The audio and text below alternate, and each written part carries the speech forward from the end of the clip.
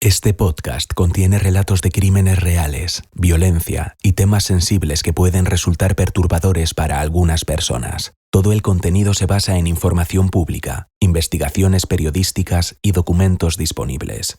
Las opiniones y valoraciones expresadas por los participantes de la tertulia son exclusivamente de su responsabilidad y no representan necesariamente el criterio ni la posición oficial de este podcast ni de su equipo de producción.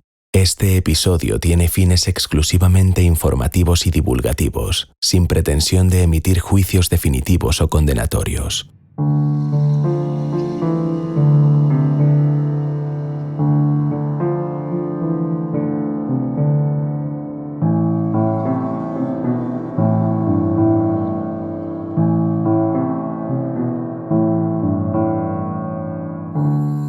El 16 de diciembre de 1970 marcó un antes y un después en la crónica negra española. Ese día, una vivienda situada en la calle Jesús de Nazareno, en Santa Cruz de Tenerife, se convirtió en escenario de uno de los sucesos más espeluznantes jamás registrados en el país, el que sería conocido como el primer crimen sectario documentado en España. Sus protagonistas fueron Harald y Frank Alexander, padre e hijo, quienes perpetraron un acto tan brutal que la prensa pronto lo bautizó como el crimen del siglo.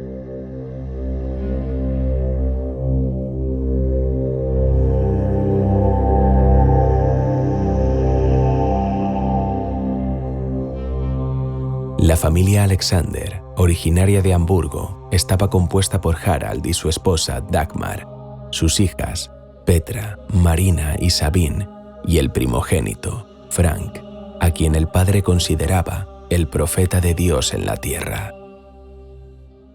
10 meses antes de la tragedia, habían llegado a Tenerife y se habían instalado en la capital, incluso adquiriendo una segunda vivienda en Los Cristianos.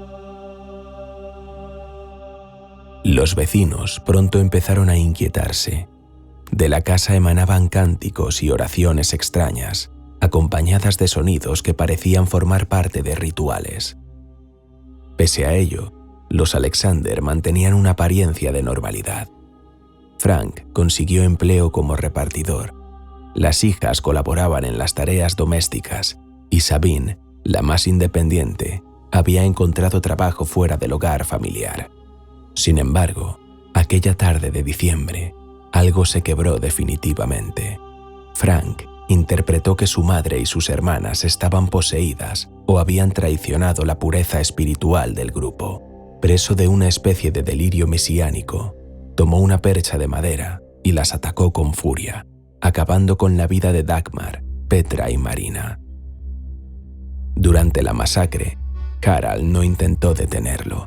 Permaneció sentado, tocando el acordeón y recitando salmos, como si el horror que se desarrollaba ante él formara parte de un rito sagrado.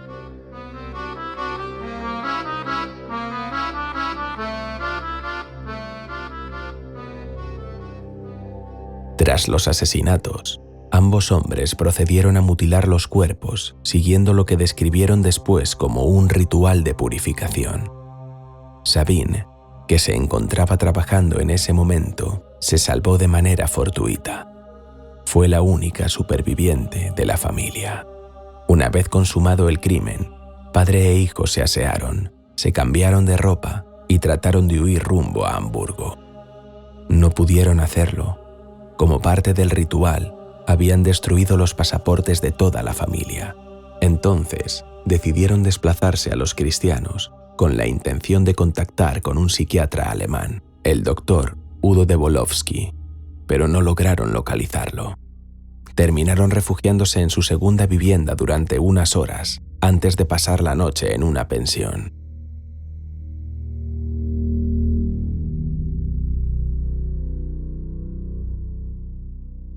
Al día siguiente se trasladaron a la laguna para buscar a Sabine, que se hallaba en casa de su jefe, el médico Walter Trenkel.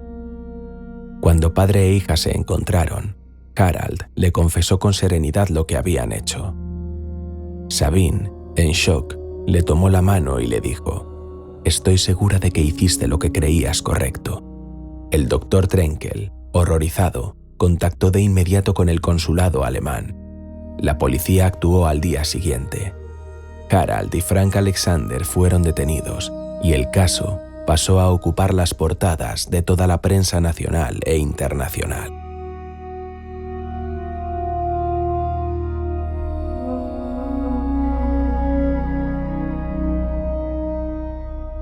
Años antes del crimen que conmocionó a Tenerife, los Alexander ya habían caído bajo la influencia de una comunidad religiosa con tintes sectarios, la Sociedad Lorber. Fundada en el siglo XIX en torno a las revelaciones místicas del escritor austriaco Jacob Lorber, este movimiento se extendió silenciosamente por Alemania, donde mantuvo una pequeña pero ferviente base de seguidores.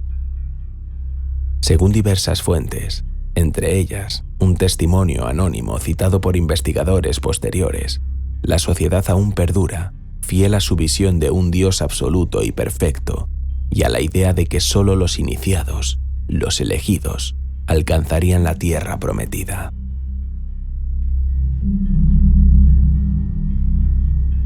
Los lorberianos creen que quienes no siguen sus principios son hijos del demonio, almas corrompidas que solo pueden obtener la redención a través del sufrimiento y la purificación espiritual. De acuerdo con el psicólogo Román Morales, autor de un estudio sobre el caso Alexander, esta fue la interpretación que Harald y su hijo Frank aplicaron al asesinar a su familia. En su mente, no estaban matando, sino salvando. El ingreso de Harald Alexander en la sociedad no fue un acto de fe espontáneo, sino el resultado de un chantaje. Una mujer con la que mantenía una relación extramatrimonial lo llevó a una de las reuniones del grupo en Hamburgo tras descubrir su infidelidad. Allí conoció a George Riel, uno de los líderes espirituales más influyentes de la facción. Riel defendía una visión profundamente misógina del mundo. Las mujeres, sostenía, eran seres impuros por naturaleza y necesitaban la guía de los hombres para alcanzar la perfección espiritual. Harald adoptó aquellas ideas con devoción ciega y las trasladó a su hogar. Bajo su mando, la familia Alexander empezó a vivir según los dogmas de la secta, regulando desde la alimentación hasta la vida sexual. Las hijas, Dagmar, Petra, Marina y Sabine, crecieron dentro de esa estructura autoritaria y ritualizada, en la que el patriarca dictaba las normas bajo el pretexto de la voluntad divina. En el colegio, Marina llegó a relatar con naturalidad las prácticas religiosas y los castigos que se imponían en casa como si fuesen parte de una rutina doméstica. Aquellas confesiones alertaron a sus profesores y provocaron una breve investigación policial en Hamburgo, aunque no se hallaron pruebas suficientes para intervenir.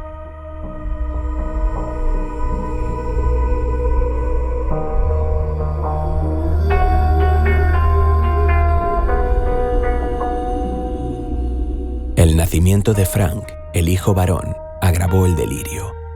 Harald empezó a convencerse de que el niño era el elegido, el profeta anunciado por la sociedad Lorber. Lo trataba como un ser sagrado, un mediador entre el cielo y la tierra. Con el tiempo, Frank asumió ese rol con una mezcla de convicción y obediencia filial. Según relataría más tarde, escuchaba voces y señales divinas que le indicaban lo que debía hacer. Cuando la familia se trasladó a Tenerife en 1970, el aislamiento y la falta de contacto con el exterior intensificaron el fanatismo. Los Alexander seguían practicando rituales y cánticos en su vivienda, convencidos de estar cumpliendo una misión sagrada. Aquel 16 de diciembre, el delirio alcanzó su punto culminante. Frank aseguró haber recibido una revelación que le ordenaba purificar a las mujeres de su familia, pues ya no podían ser salvadas. Harald, en lugar de detenerlo, lo acompañó en la matanza. Como decía antes, mientras su hijo golpeaba a Dagmar, Petra y Marina, él se limitaba a tocar el acordeón y recitar salmos. Juntos llevaron a cabo un ritual macabro que, para ellos, representaba la redención de sus almas. Aquella tragedia, conocida después como el crimen del siglo, fue el último eco mortal de una secta que había convertido la fe en delirio y el dogma en destrucción.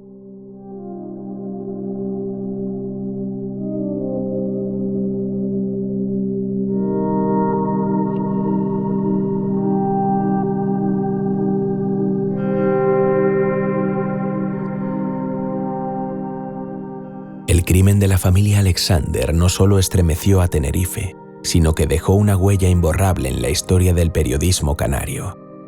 La prensa local lo bautizó rápidamente como el crimen del siglo, reflejo del desconcierto y el miedo que invadieron a la población. Era impensable que algo tan sangriento y con tintes sectarios pudiera ocurrir en unas islas que hasta entonces parecían ajenas a ese tipo de atrocidades. El caso traspasó las fronteras del archipiélago y del país. Diarios de Alemania y Estados Unidos recogieron la noticia con titulares alarmantes, describiendo con estupor el macabro ritual de los Alexander. La cobertura mediática fue tan masiva que cuando llegó el momento del proceso judicial, este también sería conocido como el juicio del siglo. La expectación fue enorme. La sala de la Audiencia Provincial de Tenerife estaba abarrotada el 17 de diciembre de 1970, cuando comenzó la vista oral a las 10:30 de la mañana. Periodistas venidos de toda Europa y América se agolpaban para conseguir una fotografía de los acusados. El ambiente era denso, cargado de curiosidad morbosa y de una sensación colectiva de incredulidad.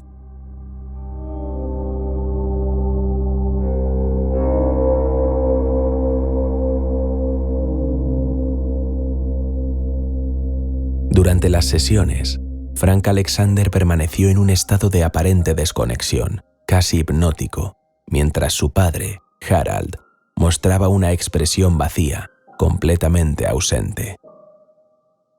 Ambos fueron descritos como catatónicos. Los psiquiatras forenses, los doctores Serrano y Velasco Scassi, declararon que Harald padecía esquizofrenia paranoide y que su hijo sufría un fenómeno de contagio psíquico o trastorno inducido, lo que hoy se conoce como folie de locura compartida.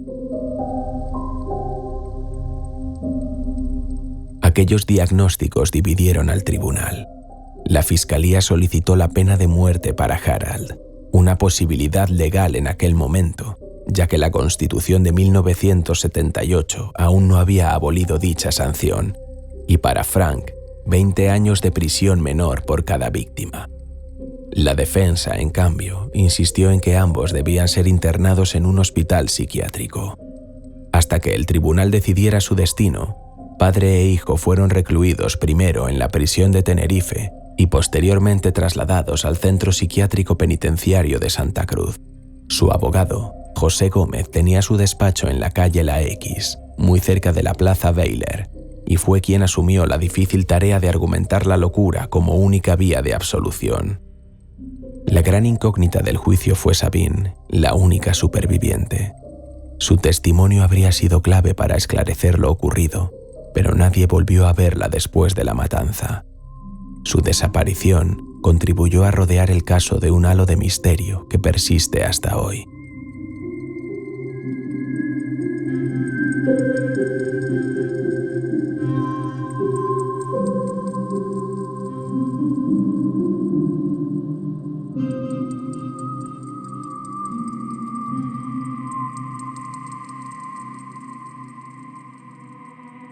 Finalmente, el 26 de marzo de 1972 se dictó sentencia.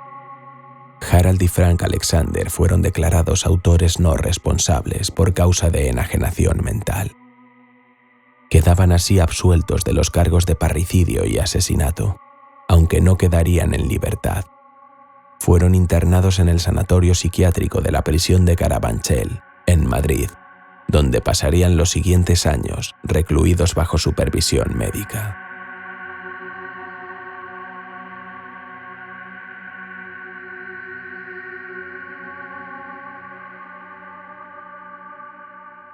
En ese psiquiátrico permanecieron recluidos durante 2 décadas. Aquella institución, que oficialmente funcionaba como un centro de tratamiento, era en realidad un lugar lúgubre y desbordado en el que la atención psiquiátrica era poco más que una fachada. El doctor Enrique González Duro, entonces miembro de la Asociación Española de Neuropsiquiatría, visitó el sanatorio como parte de una inspección. Años después, recordaría con crudeza lo que encontró allí. Las personas con problemas de salud mental estaban siendo cuidadas por presos comunes de la cárcel contigua. Muchos internos no sabían quién era su médico y apenas recibían visitas clínicas. Los funcionarios, según relató, se limitaban a labores burocráticas, sin implicarse en la atención de los enfermos. En ese contexto de abandono institucional, los Alexander fueron considerados internos relativamente tranquilos. Harald seguía mostrando los síntomas de su esquizofrenia paranoide, convencido de que sus actos habían sido ordenados por mandato divino. En una de sus entrevistas con el doctor Velasco Escasi llegó a afirmar: «El arcángel San Gabriel me habló en 12 tonos distintos». Nunca mostró arrepentimiento ni conciencia de culpa. Frank, por el contrario, empezó poco a poco a tomar distancia del delirio.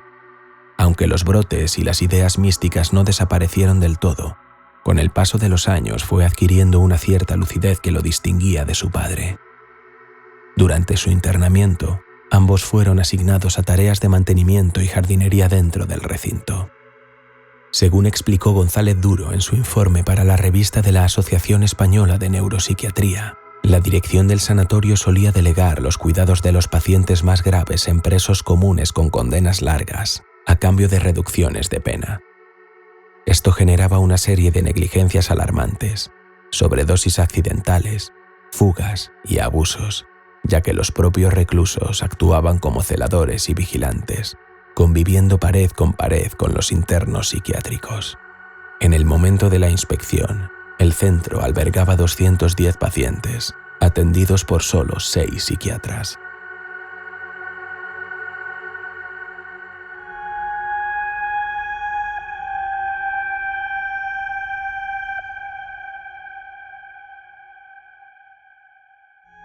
Tras 20 años de encierro, padre e hijo solicitaron ser trasladados a un centro de día en Sevilla, donde la vigilancia era más flexible. Fue allí donde Harald logró escapar, emprendiendo un viaje clandestino de regreso a Hamburgo. Apenas llegó a Alemania, fue detenido, pero la fuga reveló la fragilidad del sistema penitenciario español de la época. Frank, por su parte, también terminó regresando a Alemania, aunque fue puesto en libertad debido a un vacío legal. Las leyes españolas establecían que nadie podía permanecer internado más tiempo del que habría cumplido en prisión de haber sido condenado penalmente. Ese límite temporal permitió su excarcelación definitiva. Lo más sorprendente fue el papel de Sabine, la única superviviente de la tragedia y desaparecida hasta entonces. Desde Hamburgo, escribió varias cartas al juez del caso, solicitando que su padre y su hermano pudieran ser repatriados para cumplir el resto de su internamiento en Alemania. Su intervención fue determinante en la resolución final.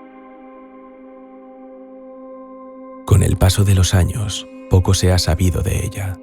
Una de las teorías más extendidas sostiene que Sabine Alexander reside actualmente en Alemania, donde trabaja para una empresa multinacional y mantiene contacto ocasional con su hermano Frank, que hoy rondaría los 60 o 70 años.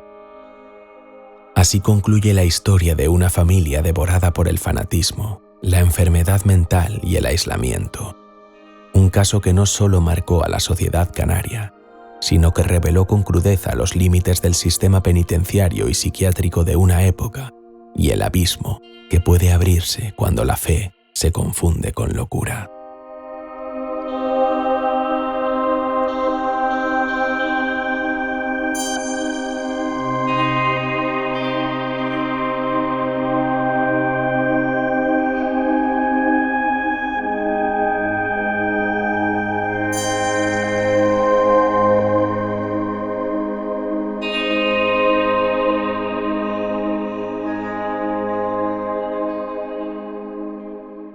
Muy buenas tardes, días, noches, bienvenidos a todos a la tertulia de A Través de la Niebla, bienvenidos a este nuevo programa de A Través de la Niebla, el primero de este 2026, y como no podía ser de otra manera, estamos acompañados de nuestros dos tertulianos favoritos, Pedro Riutort y Lidia Lozano. ¿Qué tal estáis, chicos? Pues muy bien, yo encantada de estar aquí, pues como siempre, muy contenta. Empezamos el año con los mismos líos del año pasado, que es a ver cómo gestionamos quién habla o quién no, porque somos aquí como muy democráticos, entonces como no queremos pisarnos los unos a los otros, entonces si veis que hay unas pausas es por eso, porque somos muy educados. Pedro, claro, yo me he criado en una familia de 5 hermanos y cuando intentamos hablar todo el mundo se pisaba, yo tengo ese trauma ahí, pero bueno, respondiendo a tu pregunta muy bien, con Lidia, que transmite muy buen rollo, mucha paz. Y digo que transmites, como siempre, muy buen rollo. Y bueno, vamos a tocar un tema. Eso te iba a decir, buen rollo lo necesitamos para el caso de hoy, para este crimen del milenio. Nos vamos a ir a 1970, del milenio, he dicho, fíjate, el crimen del siglo. Estoy yo ya pensando a lo grande, el crimen del siglo. Además, llevo con eso, como que se me ha metido lo del crimen del milenio en la cabeza desde que hemos empezado con este caso. Estás pensando a los Rebecca Brown. Sí, o sea... Milenio. Sí. Nos vamos a 1970, cuando Tenerife fue testigo de ese llamado crimen del siglo. La familia Alexander, atrapada por una secta alemana, llevó sus creencias al extremo del horror. Fanatismo, aislamiento y locura pues se mezclan en esta tragedia que aún hoy sobrecoge a Canarias y sobre todo, Pedro, te ha sobrecogido a ti porque has sido el que nos has acercado a este caso, ¿no? Cuando hacemos un poco lluvia de ideas, nos pasamos casos, fuiste tú quien lo propuso.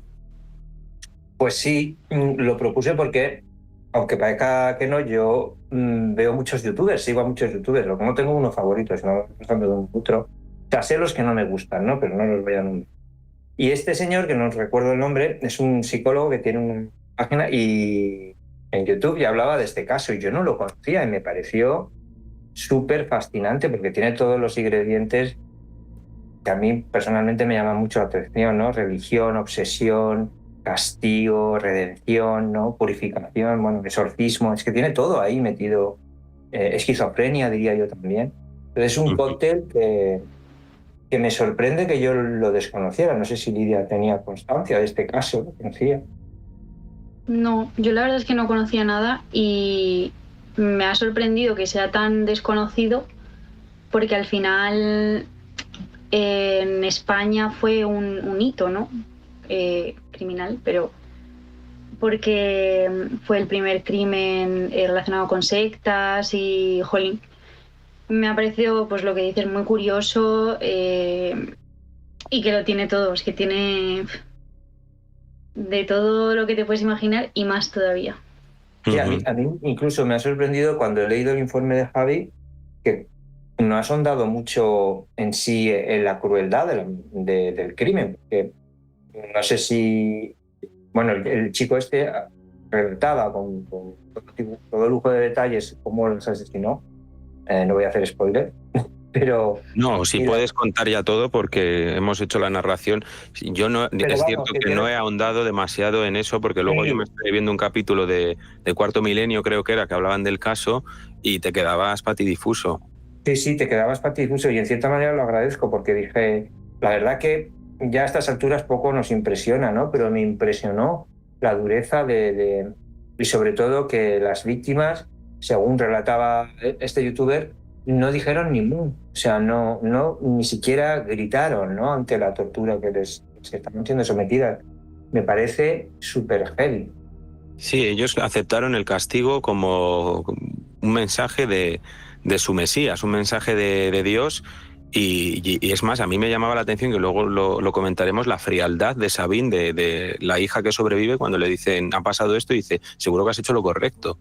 O sea, es todo dantesco. Pero si queréis vamos a irnos por el principio porque esas épocas de los años 70 fueron muy propicias para este tipo de sectas, ¿no? Recuerdo en la primera temporada hablamos aquí de la secta Edelweiss, que también Fue terrible aquel caso, y esta es también ha habido en España varias sectas de este tipo, pero aquí no estamos hablando de unos asesinatos ordenados por una secta, no, estamos hablando de una gente con el cerebro completamente comido por unas creencias religiosas a las que se juntaba también pues la enfermedad mental, ese entorno de aislamiento. No sé qué opináis vosotros de esta familia ya en Alemania, en el momento, sobre todo, porque esto también me ha resultado muy curioso, ¿no? Cuando el padre se acerca a esta secta, lo hace porque le estaba poniendo los cuernos a su mujer y le lleva con la que estaba liado, a una reunión así de estos, y es cuando empieza como a vislumbrar y adoptar esas ideas. Además, se debió juntar con uno que era el peorcito de todos los que estaban allí, y todo eso lo importa hacia su casa. No sé qué opináis vosotros de todo esto, de cómo se empieza a gestar toda esta locura, si este señor ya estaba tocado de antes o es allí donde empieza a venirse todo abajo.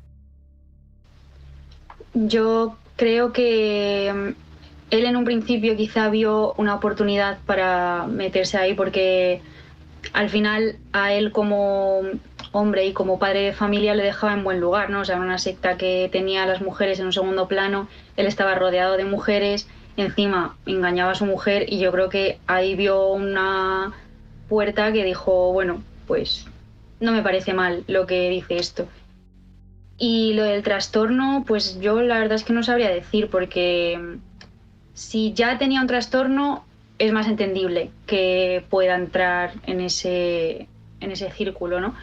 Y si no lo tenía, pues como decía el youtuber del vídeo que mandó Pedro, que a ver si podemos acordarnos del nombre, al final era o sea, cuando hay una persona que entra en una secta suele generar problemas psicológicos, trastornos psicológicos. Entonces, pues, ¿qué fue antes, no? ¿El huevo o la gallina? Uh-huh. Yo creo que posiblemente, no estoy seguro tampoco, ¿no? Pero creo que sí existe la posibilidad de que él ya tuviera una esquizofrenia, porque la esquizofrenia se suele despertar muy temprano, una edad de adolescencia o ahí a los 20 y pico de años suele ser normalmente, ¿no? Entonces a lo mejor él ya tenía, si no esquizofrenia, pues personalidad un poco esquizoide, de esto que llaman, ¿no? Y entonces, claro, amante, secta. Yo creo que igual la secta debió ver un blanco fácil ahí, ¿no? Y debieron decir, bueno, a este le sacamos todo, ¿no? Y él, pues se metió en esa película, pero de lleno. Entonces, quiero pensar que existen las dos posibilidades, pero quiero pensar que era más manipulable porque a lo mejor tenía esta problemática, ¿no? Bueno, que esto es lo que decimos siempre, si está tratado, pues no pasa nada, pero si ni siquiera está diagnosticado, pues hombre. Es que, claro, llama la atención que este señor se acerque a una secta como esta mientras estaba cometiendo un adulterio y luego imponga en su casa unos dogmas tan férreos en cuanto a conductas sexuales, etcétera, etcétera, ¿no?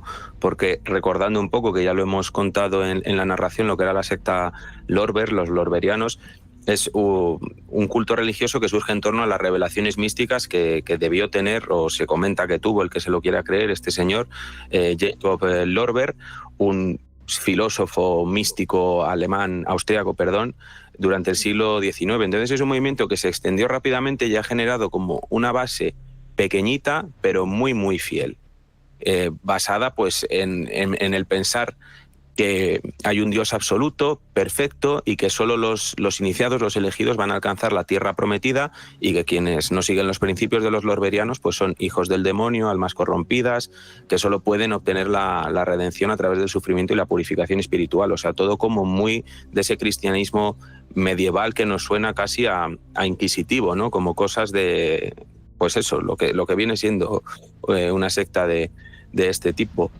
Allí conoce a este señor que decíamos, George Riele, uno de los líderes espirituales más influyentes de esa facción, que tenía una visión profundamente misógina del mundo.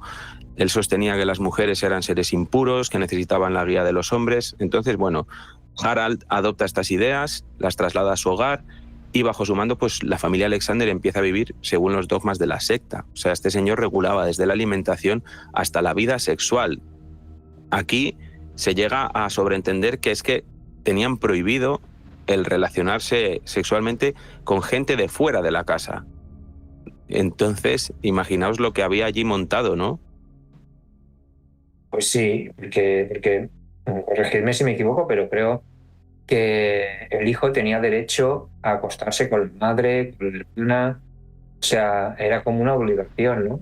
Y eso no se considera impuro, eso se consideraba como una labor mística religiosa. Entonces, ahí había un caldito de cultivo y claro, la secta por un lado, súper extremista, misógina a tope, en fin, eso ya, pues, ¿qué decir de eso, no? Pero además, si detrás de esa persona, del padre de familia, había una esquizofrenia encubierta a lo mejor, o que no se había manifestado de una manera muy clara, y encima luego un niño que nace, que a mí es la parte que me fascina, que más me interesa del caso, ¿no? Y se le trata como un rey emperador desde el día en que nace. O sea, que todos tus deseos son órdenes. Tú imagínate qué monstruo construyes ahí, ¿no? Uh-huh. Claro, al final la mente es súper poderosa. Y entonces, con este tipo de cosas, que siempre es lo típico que dices, no, yo no sería capaz de entrar porque yo me considero una persona fuerte mentalmente, o no, porque a mí no me podrían convencer. Es que nunca lo sabes tampoco. Y claro, estas personas estaban diagnosticadas con esquizofrenia, pero la habían diagnosticado en un centro psiquiátrico que había como 6 psiquiatras para 200 personas, ¿no? Algo así, cuando ya Sí. les cogieron. Entonces, podría ser cualquier enfermedad, o sea, viniendo de aquella época y de ese diagnóstico así como tan por encima. Lo que yo tengo claro es que este señor no estaba bien, Harald, pero claro, lo que comenta Pedro, que el hijo naciendo en ese entorno y desde el momento en el que nace ya este señor empieza a tener ese tipo de visiones de que mi hijo es el enviado del Mesías, se comunica con Dios, es el delegado de Dios en la tierra, y este niño va creciendo en ese ambiente donde es un Dios, en su hogar es un Dios y lo que él dice va a misa, nunca mejor dicho. Entonces, yo no sé, el padre podía estar enfermo, pero creo que este niño va desarrollando cosas en base a esa educación. No sé si opináis igual. Sí, de hecho, esto de que llaman de que las enfermedades mentales, o que dicen que las enfermedades mentales se transmiten, de cierta manera no se transmiten al 100%, pero es que no me gusta llamarlas enfermedades, no sé qué palabra utilizar, desajustes, Patología o... patologías, sí, que no me salía. Y es cierto, yo pasé parte de mi objeción de conciencia trabajando en el psiquiátrico, ¿no? Y me decían, ten cuidado porque ciertos comportamientos con el tiempo se pueden llegar uno, ¿sabes? De hecho, el objetor de conciencia que estaba antes que yo se dio de baja por depresión, porque de alguna manera te afecta. Somos personas, tenemos sentimientos y, oye, pues imagínate que naces en un sitio donde te dicen que tú eres el elegido y que todo lo que tú digas, como muy bien has dicho, tú vas a misa, tus deseos son órdenes, pero es que si yo digo que hay que matar a mamá y a mi hermana, es que hay que matarlos, porque no hay... O sea, es que es la palabra de Dios. De eso... entonces, claro, yo me imagino que este chico vivía una alucinación inducida, ¿no? Como que tú eres el elegido y a ti no se te puede negar nada. Pues oye, pues si me apetece, quiero comer durante un mes hamburguesa, ¿no? Porque un ejemplo súper absurdo, pues un mes hamburguesa, ¿sabes? Es que no se te va a negar nada. Entonces, claro, de hecho, yo he visto las fotografías del juicio y la cara del chico... Es terrorífico. Es terrorífica. La cara del padre es ausencia total, pero la cara del hijo es de flipe. O sea, yo eso no lo he visto ni en un after hour a las 9 de la mañana, te lo juro.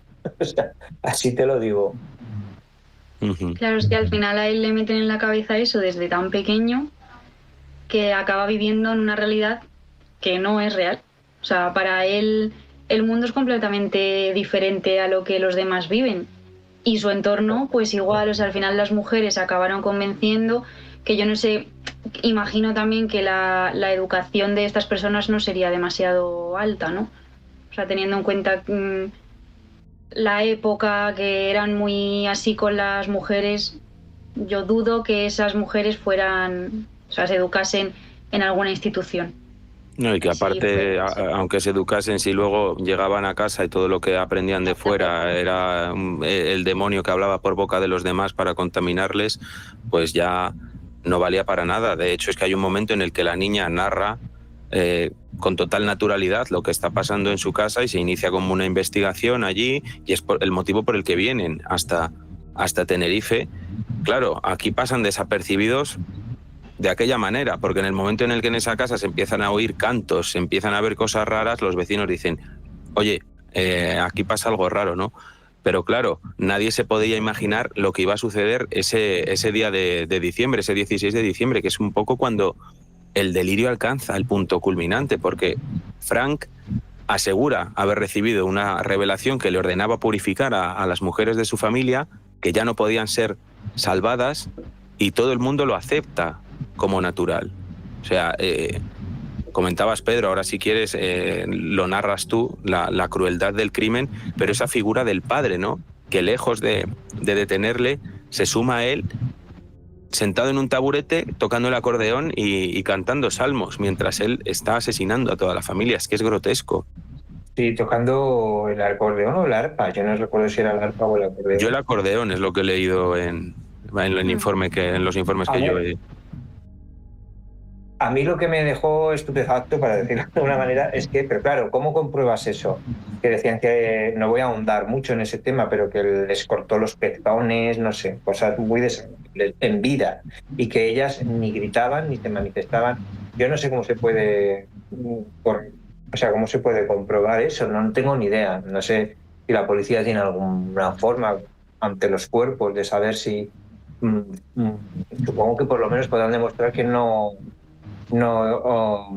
se resistieron, ¿no? Ni que hubo pelea ni nada, pero me sorprende mucho esa pasividad absoluta, y además me recordaba mucho al caso de Charles Manson, pero en el caso de Charles Manson, la familia Manson, hombre, está el justificante del LSD, de las drogas, de esa familia Manson ahí en el bosque, drogada todo el día, pero es que aquí es que me parece más duro todavía, porque ni siquiera tenemos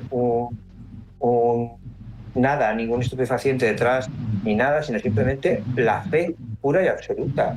Y la fe de las víctimas de que sí, estoy impura, debo ser purificada. O sea, me parece alucinante, ¿no? Y todo el proceso de sacrificación o de mutilación, que ahora mismo no lo recuerdo exactamente, pero desde pegarles con una pecha, arrancarles pezones, cortarlas en vivo, yo me quedo de verdad alucinado, porque digo, es aquí y no será un buen ejemplo, lo sé.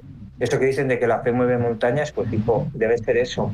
Que, no entiendo cómo una persona puede mostrarse pasiva ante un acto de violencia tan atroz. No lo entiendo.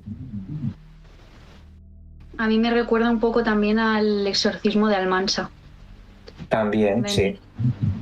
Porque también eso, o sea, al principio la niña al final está, o sea, ella cree que su madre le está haciendo bien. Entonces, al principio no se queja, luego ya es cuando empieza a gritar. Entonces, igual yo imagino que el tema de que no gritaron y todo eso, pues sería por algo así, ¿no? Por el tema de creer ciegamente que lo que estaban haciendo es que era por el bien.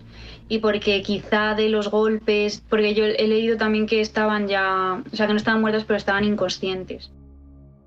Entonces, igual de los golpes que les dieron al principio con las perchas y eso, pues quedaron anuladas y por eso no gritaron. Pero vamos, es algo, es que no entra en la cabeza ninguna de las dos cosas.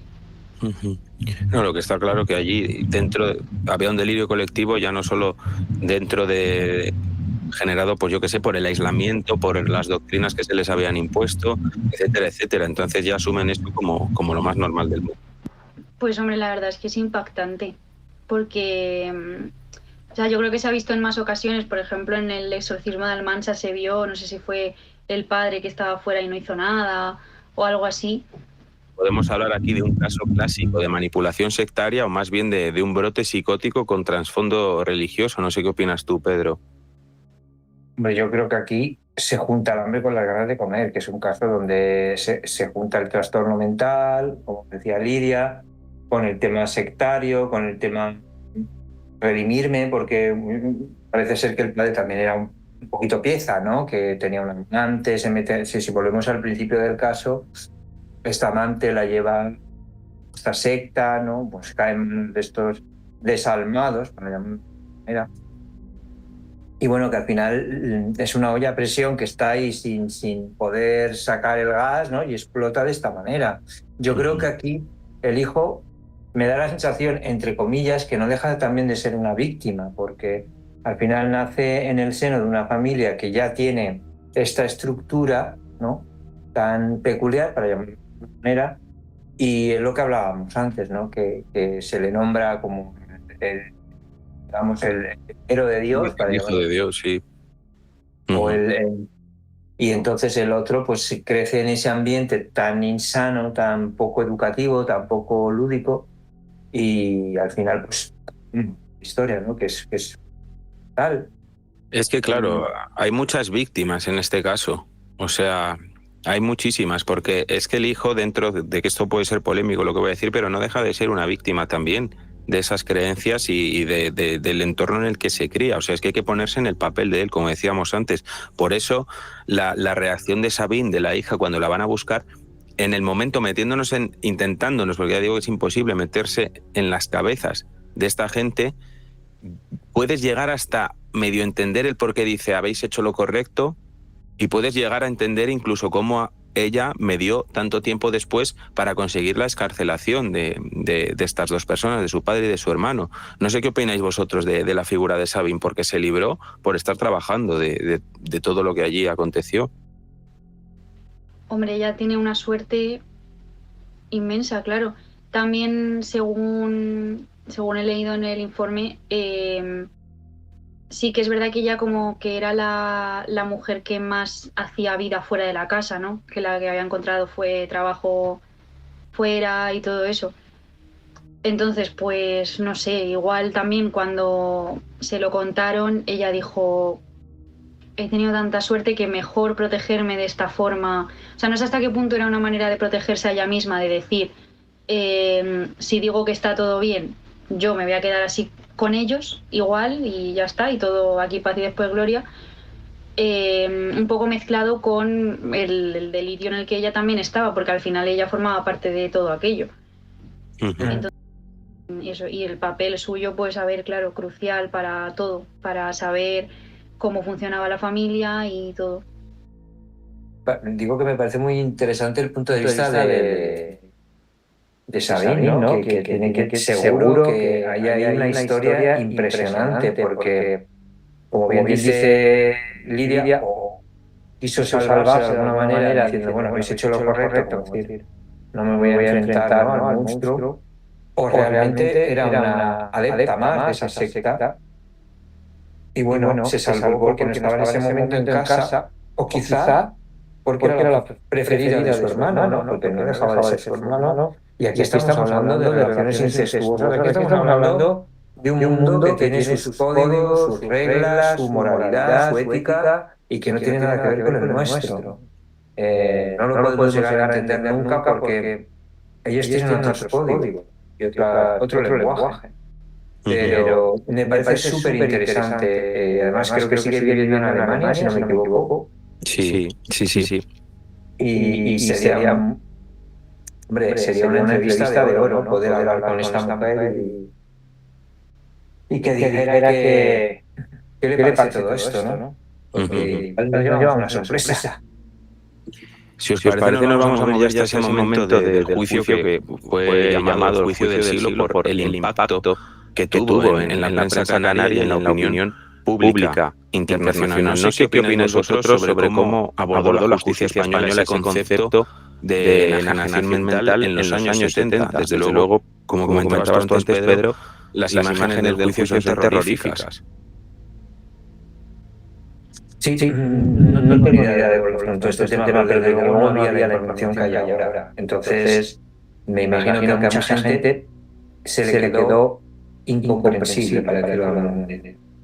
Al final, pues bueno, hicieron un poco lo que pudieron en el juicio, luego ya lo que pasó después, pues otro tema, ¿no? Porque al final el padre logró escapar y todo eso, pues por culpa de un sistema que no estaba funcionando bien. Pero no sé, o sea, al final, pues el juicio en aquella época podía ser lo que podía ser, y a nivel mediático, pues claro, los periodistas, sobre todo en Canarias, que era un sitio en el que súper tranquilo, que no pasaba prácticamente nunca nada, pues estarían ahí al acecho de por fin está pasando algo, aunque sea un crimen, ¿no? Y la manera de cubrirlo, yo la verdad es que no lo he mirado a fondo, pero tiene que ser también un análisis muy curioso por el tema de lo morboso y cómo afrontaron aquella información que era nueva en España, realmente, porque las sectas eran... Bueno, el crimen. Y además, estamos en una etapa de transición, que eso no hay que olvidarlo, ¿eh? Y España en la transición, yo no había nacido todavía en el 70, creo que ocurrió esto, yo nací en el 73, pero no es la España que, para nada, que tenemos ahora. Entonces, situarse ahí, uno si no lo ha vivido, porque yo recuerdo el día del golpe de Estado, sin ir más lejos, ¿no?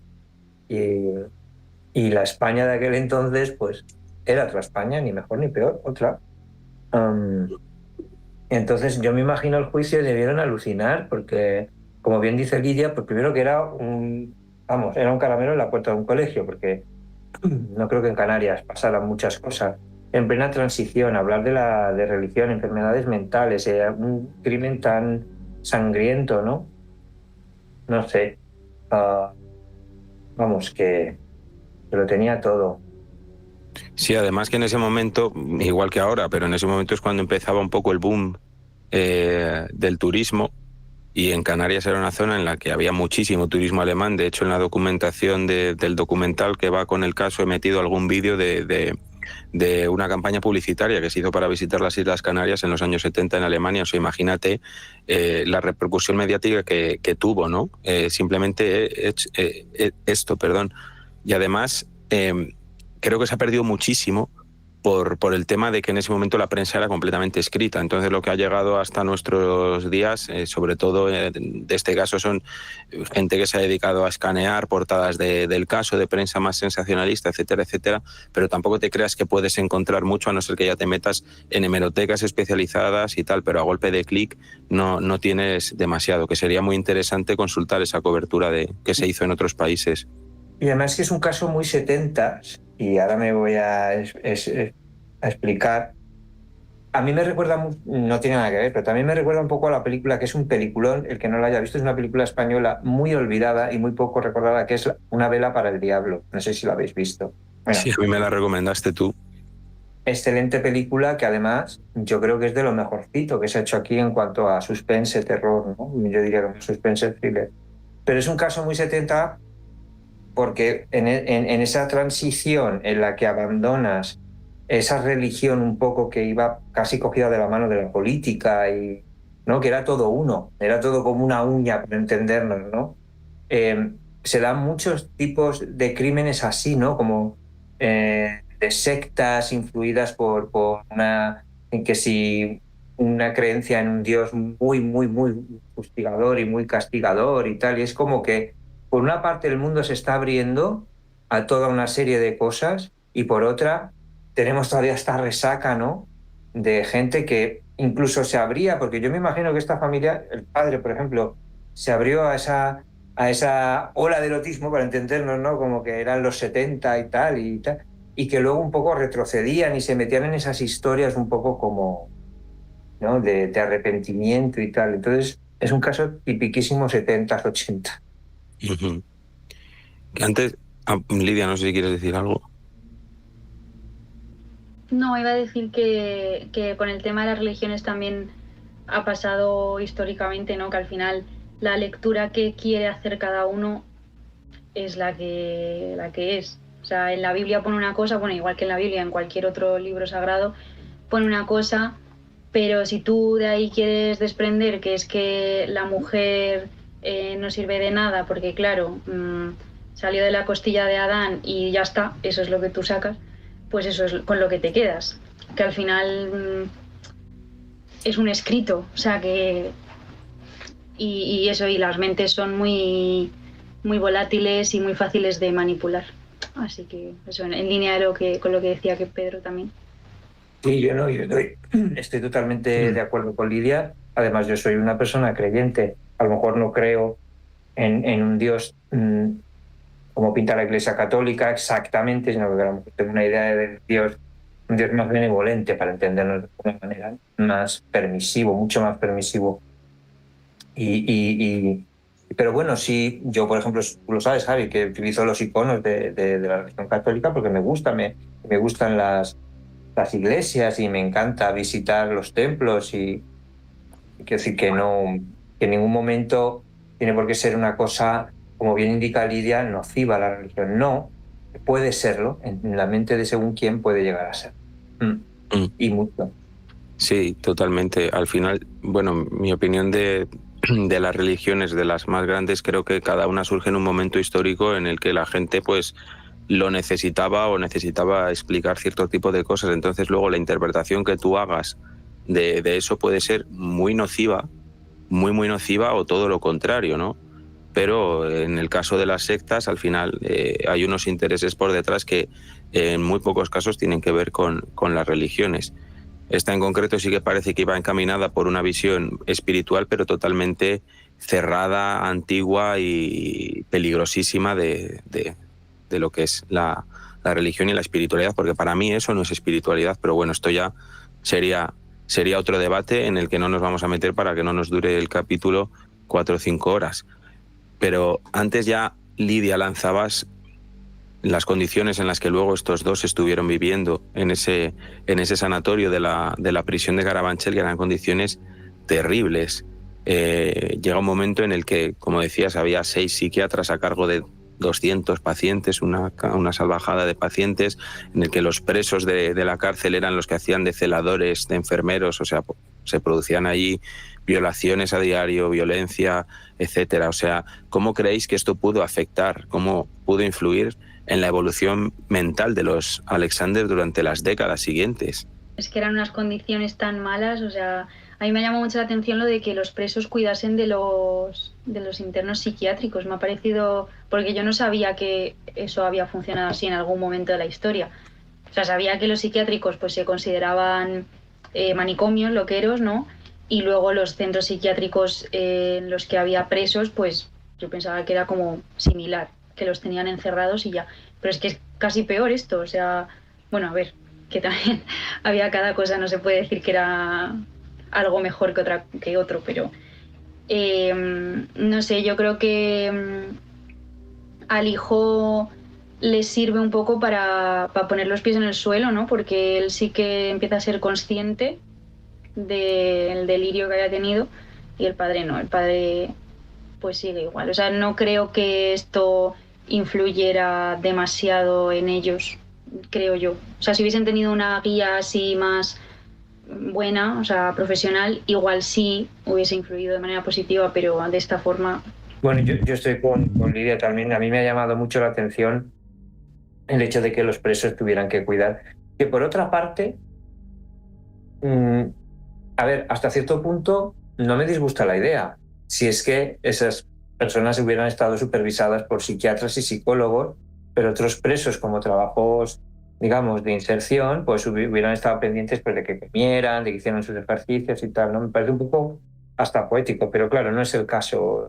Y tenían que estar con ellos porque no había más. O sea, entonces poco podían prestarles la atención que ellos merecen, que no dejan de ser personas con problemáticas mentales, entonces con dificultades, ¿no? Y la adaptabilidad, si es que algún día van a salir de ahí, que creo que ya han salido, me parece, va a ser dura. O sea, cuando ellos salgan de esa burbuja que se han creado, sobre todo el hijo, me refiero al hijo, ¿no?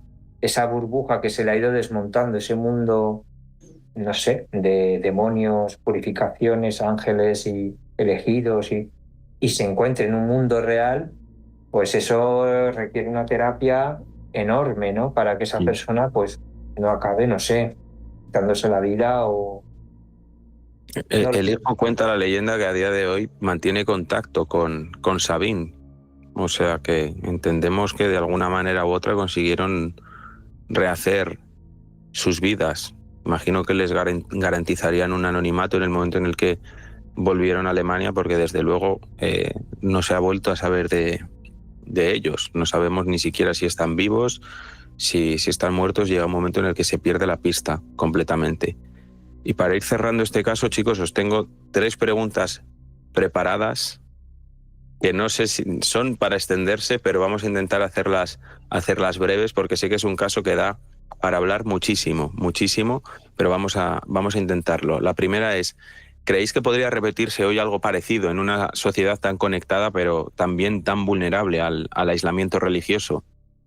Sí, y peor. Yo creo que podría repetirse y peor y en más escala, y te diré por qué, por internet.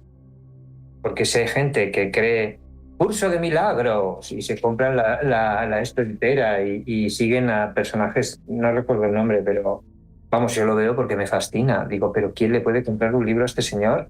Y venden miles de ejemplares y se ve a él en el teatro así, sangre con la mano. Pero ya no solo eso, porque yo, el tema ya no solo religioso, pero a mí me fascina lo de yo lo llamo la secta hallados. O sea, hay gente que se ha arruinado por pero seguir. Sí, da igual que la iglesia sea El gimnasio o el... sea el gimnasio. Si es que las nuevas iglesias son los gimnasios y las clínicas de Botox. Es que no, quiero decir, al final el icono, el símbolo, es lo de menos. Si todo es pop, al final, o sea, ¿qué más da? Entonces, puede pasar, sí, y peor, y peor. Lo que pasa, que igual, desde mi punto de vista, no ocurre porque estamos más controlados. Eso sí es verdad. Estamos mucho más controlados y o no nos queremos dar cuenta o no realmente hay quien no se da cuenta, pero vamos, estamos controladísimos. Entonces, es más fácil evitarlo. Yo opino igual, la verdad. O sea, y es que ahora es más fácil también seguir corrientes de todo tipo. O sea, al final tú no sabes si el que te está vendiendo, pues eso, como Yados y esta gente que te está diciendo que por levantarte a las 3 de la mañana eres el mejor. Tú al final estás formando parte de una secta. A lo mejor no es tan tangible como antes, o como antes no, como otras sectas en las que sí que tienen pues un lugar de encuentro, y como la cienciología, que sigue existiendo a día de hoy, que es de las más aceptadas y grandes, ¿no? Yo creo. Uh-huh. Al final siguen siendo sectas. Y luego también otra gente que intenta normalizar enfermedades o trastornos mentales a través de redes sociales, o que incluso los finge, que también me parece súper grave. O sea, gente que dice, no, yo tengo personalidad, trastorno de la, no sé cómo se llama, personalidad límite se llama ahora, ¿no? Lo de la personalidad. Trastorno límite. Eso, trastorno límite de personalidad. Hay gente que miente en redes sociales diciendo que tiene eso, entonces, ¿por qué lo hace? Por tener seguidores y por crear una comunidad que puede asemejarse a una secta, ¿no? Creo yo.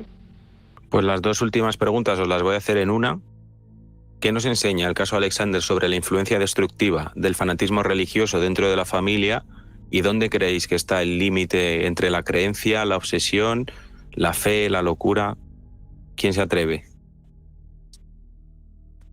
Es que no hay límite, el límite lo marcas tú, creo yo. No sé, el límite lo marcas tú. Lo que ocurre es que hay una delgada línea entre lo que yo creo que es Dios y el más allá y todo lo que tú quieras, a lo que creo que deben creer los demás. Ahí existe la diferencia para mí, o radica la diferencia, ¿no? Yo puedo creer en lo que me dé la gana. Lo que no puedo hacer es obligar a la gente a creer en algo concreto que yo creo, porque la fe es eso, es un acto de fe, es algo personal. Entonces, ¿para qué vas a predicar? A mí me hace mucha gracia cuando vienen las testigos de Jehová, te tocan a la puerta, caballero, yo me gustaría ser más amable y tal, pero digo, ¿pero qué me vienes a predicar a mí? O sea, la fe debería ser como la política, deberíamos ir a votar y no decirle a nadie a quién votamos. Estas guerras de mi Dios es más valioso que el tuyo, el partido político que yo voto es mucho mejor que el tuyo, son absurdas. Para mí, de verdad, las encuentro y son conversaciones muy huecas. Es que en el momento en el que el fanatismo o las creencias se convierten en un partido de fútbol, apaga y vámonos. igual que la política, etcétera.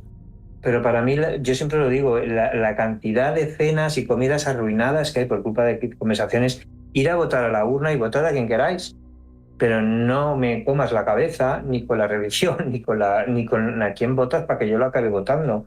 Sé que es muy difícil, pero se puede hacer, quiero decir, no sé. Al final yo creo que en una familia entra un poco lo que comentabas, Pedro, ¿no? De que tú crees que lo que tú opinas, lo que tú piensas y en lo que tú crees es lo correcto.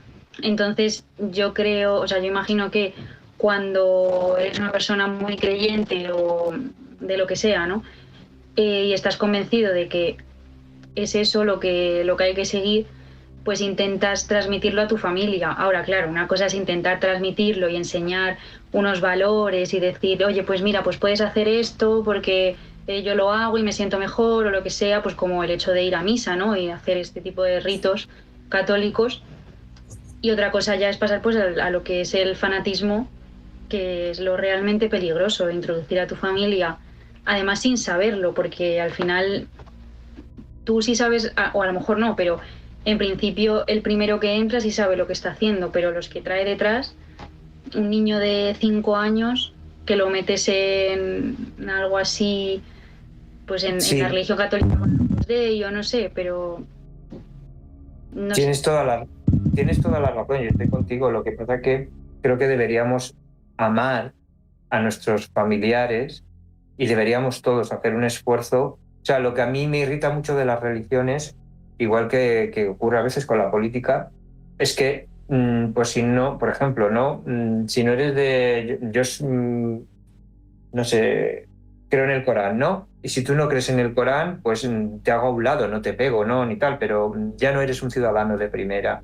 O si eres una mujer y estás en el Corán y no vas tapada, bueno, no pasa nada, pero ya no eres una mujer respetable porque no vas tapada. Esas cosas, y he puesto este ejemplo, pero puedo hablar de testigos de Jehová y puedo hablar de la Iglesia Católica, ¿no? Más extremista. A mí es lo que me duele, ¿no? Que rompan tantos lazos familiares igual que rompe la política y esa delgada línea, porque yo tengo familiares de ultraderecha y los quiero con locura, quiero decir, no pasa nada, tengo que convivir con esas personas y quiero decir que en mi caso pues he tenido más libertad religiosa, pero sí es verdad que vivo en una familia que en general tiende más hacia la derecha e incluso a la ultraderecha. Bueno, nos vemos ahí, hablamos de lo que nos une y apartamos lo que nos separa, ¿no? Porque al final yo creo que la vida va de eso, ¿no? De intentar conectar. Pero toda actitud, como por ejemplo los testigos de Jehová, que te separen de tus familiares si tú realmente no quieres ser testigo de Jehová o de tus amigos, si tú no quieres ser testigo de Jehová, a mí me parece una aberración. Y lo digo así, y poco habrá gente que se ofenda, pero me da igual, me parece una aberración. Todo aquello, las creencias nunca pueden estar por encima de la coherencia. Esa es mi opinión. Pues chicos, hasta aquí el programa de hoy, el programa accidentado de hoy, todo hay que decirlo. Muchísimas gracias por haber estado en la tertulia una semana más con todos nosotros en este primer programa del 2026 y muchísimas gracias a nuestros oyentes por seguir aquí apoyándonos tras esa niebla. Nos escuchamos la próxima semana, chicos, un abrazo muy fuerte.